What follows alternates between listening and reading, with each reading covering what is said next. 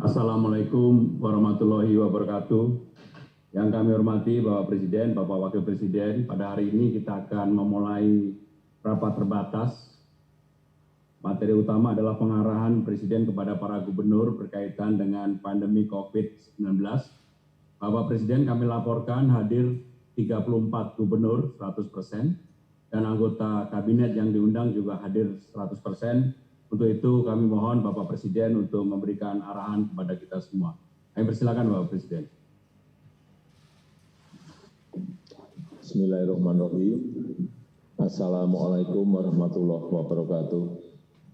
Selamat pagi, salam sejahtera bagi kita semuanya. Om Swastiastu, Namo Buddhaya, salam kebajikan.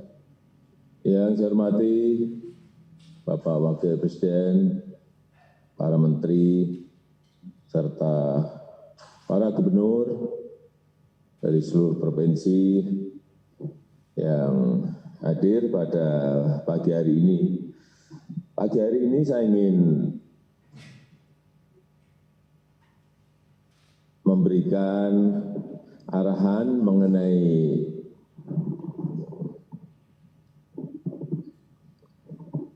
virus corona atau COVID-19.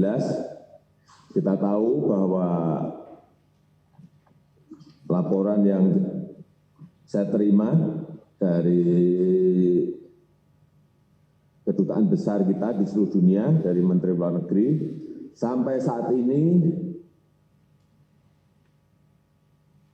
COVID-19 telah menyebar di 189 negara. 189 negara. Jadi ini 3 negara terbaru dalam 2 hari ini yang terkena adalah Suriah, Grenada, dan Mozambik. Ini menunjukkan bahwa pandemi COVID-19 ini betul-betul sebuah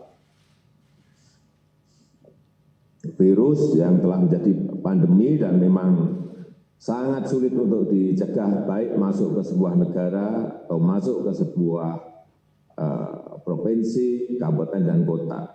Oleh sebab itu, penanganan COVID-19 kita semuanya harus satu visi, memiliki kebijakan yang sama, dan saya minta setiap kebijakan yang ada di provinsi, semuanya dihitung baik dampak dari kesehatan dan keselamatan rakyat kita maupun dampak sosial ekonomi yang mengikutinya. Saya berikan contoh misalnya sebuah provinsi atau sebuah kabupaten dan kota ingin membuat sebuah kebijakan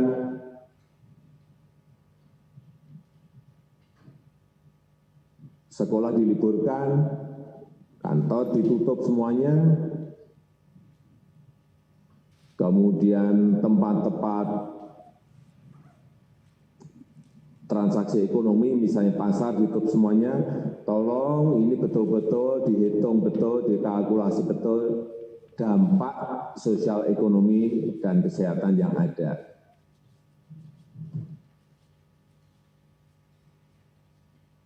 Kalau ingin melakukan itu,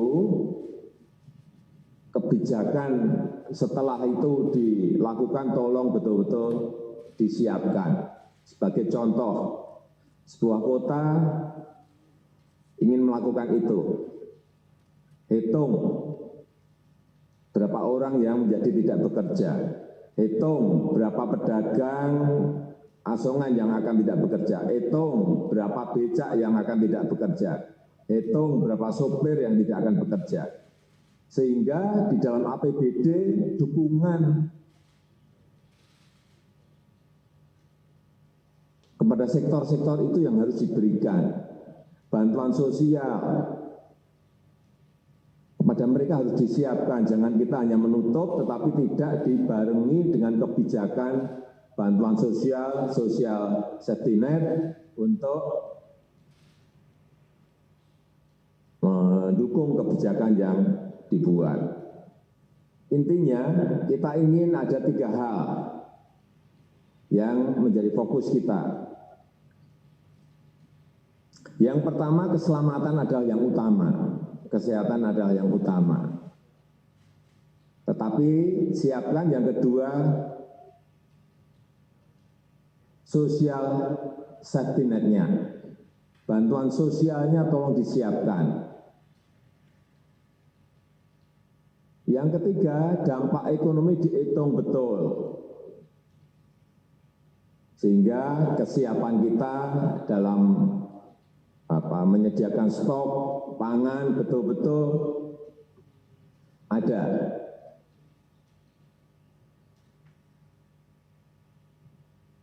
Kemudian kenapa ada yang bertanya kepada saya, kenapa kebijakan lockdown tidak kita lakukan? Perlu saya sampaikan bahwa setiap negara memiliki karakter yang berbeda-beda, memiliki budaya yang berbeda-beda, memiliki kedisiplinan yang berbeda-beda. Oleh sebab itu, kita tidak memilih jalan itu. Dan itu sudah saya pelajari. Saya memiliki analisa-analisa seperti ini dari semua negara, ada semuanya. Kebijakan mereka apa, mereka melakukan apa, kemudian hasilnya seperti apa, semuanya dari Kementerian Luar Negeri lewat dubes-dubes yang ada, terus kita pantau setiap hari. Sehingga di negara kita memang yang paling pas adalah physical distancing, menjaga jarak aman, itu yang paling penting. Kalau itu bisa kita lakukan, saya yakin bahwa kita akan bisa mencegah penyebaran COVID-19 ini.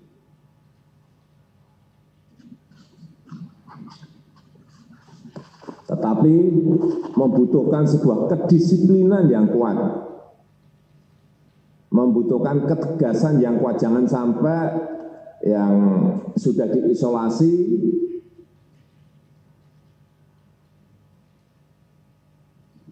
saya membaca sebuah berita sudah diisolasi masih membantu tetangganya yang mau hajatan.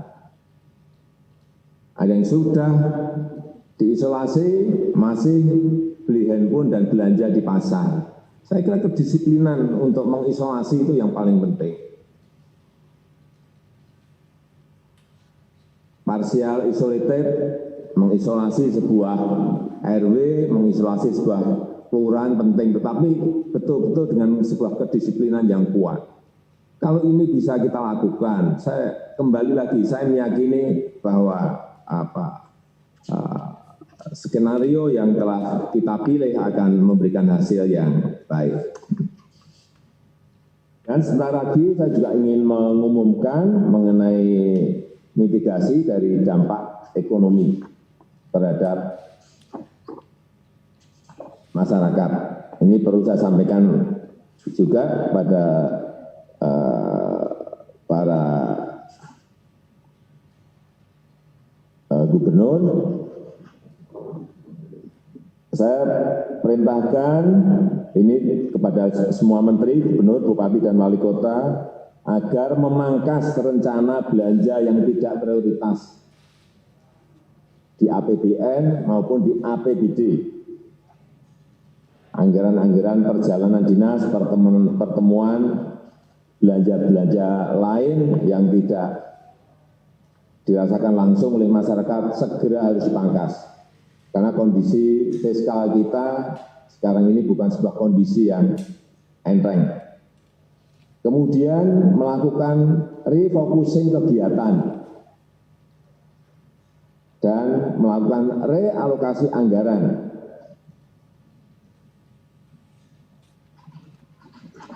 untuk mempercepat penanganan COVID-19 baik terkait isu-isu kesehatan maupun bantuan sosial untuk mengatasi isu-isu ekonomi. Landasan hukumnya sudah jelas. Minggu yang lalu hari Jumat tanggal 20 Maret 2020 telah saya tanda tangani Inpres nomor 4 2020 untuk refocusing dan relokasi anggaran. Sekali lagi, bukan hanya penanganan kesehatan untuk masyarakat, tetapi juga untuk penanganan dampak ekonomi masyarakat lewat bantuan-bantuan sosial.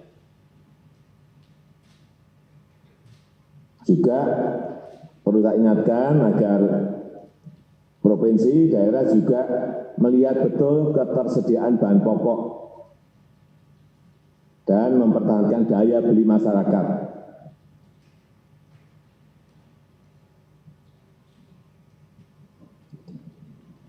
Tolong dilihat betul keadaan para buruh, terutama para pekerja harian, para petani, para nelayan, dan juga ini yang terkena dampak terlebih dahulu, para pelaku usaha mikro, usaha kecil, agar kita usahakan agar daya belinya tetap terjaga dan bisa tetap beraktivitas dalam berproduksi. Oleh sebab itu, setiap kegiatan yang ada di provinsi, kabupaten dan kota, tolong diarahkan agar program-program itu bisa semuanya menjadi program padat karya tunai. Ini untuk mempertahankan daya beli masyarakat. Program padat karya tunai harus diperbanyak, harus dilipat gandakan, tetapi tetap harus mengikuti protokol kesehatan secara ketat untuk mencegah penularan COVID-19.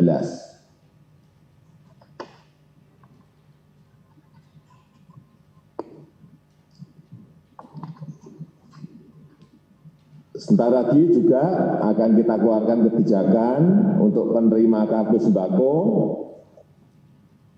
Selama 6 bulan mendatang akan kita tambah 50.000 sehingga diterima 200.000 per keluarga penerima manfaat. Anggaran yang telah kita siapkan 4,5 triliun.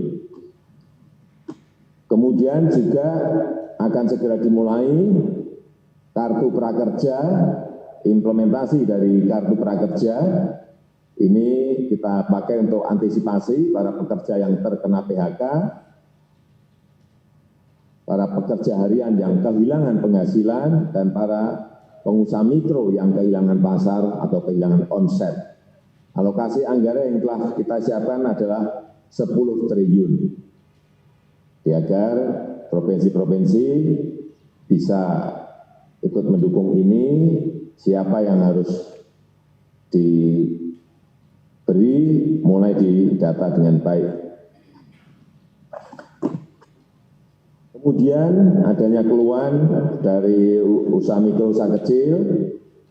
Kita kemarin juga telah berbicara dengan OJK.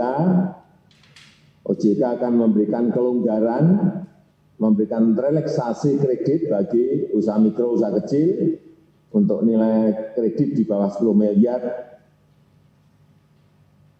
Baik ini yang di kredit yang diberikan oleh perbankan maupun industri keuangan non-bank, akan diberikan penundaan cicilan sampai 1 tahun dan penurunan bunga.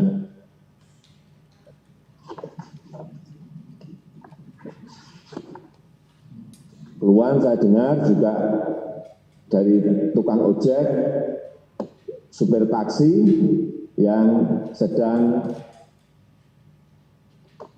memiliki kredit motor atau kredit mobil, ataupun nelayan yang sedang memiliki kredit perahu. Saya kira ini juga perlu disampaikan kepada mereka untuk tidak perlu khawatir, karena pembayaran bunga dan angsuran diberikan kelonggaran atau relaksasi selama 1 tahun.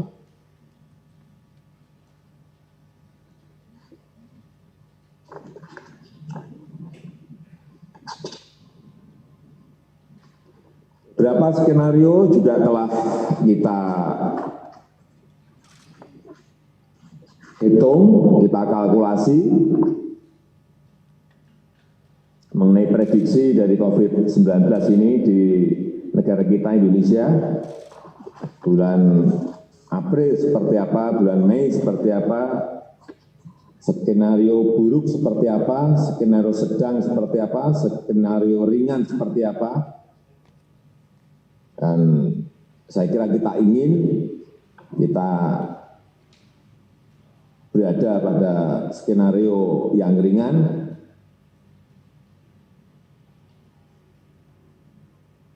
dan kalau memang betul-betul sulit dibendung, ya kita paling tidak masuk ke skenario sedang, jangan sampai masuk ke skenario yang paling buruk.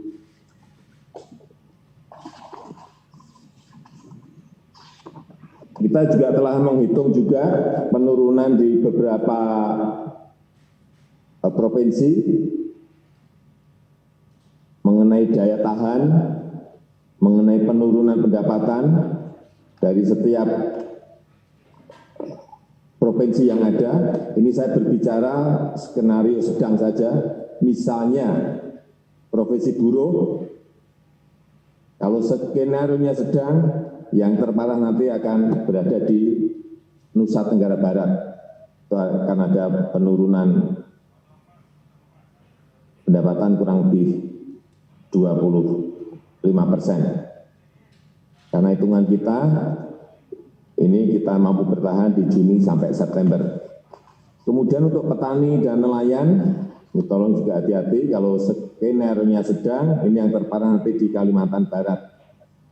Karena ada penurunan pendapatan sampai 34%. Dengan daya tahan Oktober sampai November. Kemudian pedagang mikro, pedagang kecil, kalau skenario-nya sedang, yang berat adalah di Kalimantan Utara. Dengan penurunan pendapatan sampai 36%. Dan kemampuan bertahan di Agustus sampai Oktober. Kemudian untuk sopir, angkot, dan ojek, yang paling berat di Sumatera Utara. Ini turunnya sampai 44%. Angka-angka seperti ini mohon juga dikalkulasi secara detail di daerah, sehingga persiapan-persiapan bantuan sosial oleh provinsi, oleh kabupaten dan kota betul-betul bisa disiapkan lewat tadi yang sudah di depan saya sampaikan, refocusing dan relokasi anggaran yang ada. Kalau kita bekerja secara detail, di lapangan juga kita ikuti, saya meyakini sekarang ini masyarakat sudah mulai bergerak, provinsi-provinsi juga telah, saya lihat telah melakukan dan bekerja secara baik dalam melakukan semprotan disinfektan, kemudian mensosialisasikan, menjaga jarak yang aman. Saya meyakini skenario yang paling ringan itulah yang akan muncul. Saya rasa itu sebagai pengantar yang bisa saya sampaikan pada kesempatan yang baik ini. Terima kasih.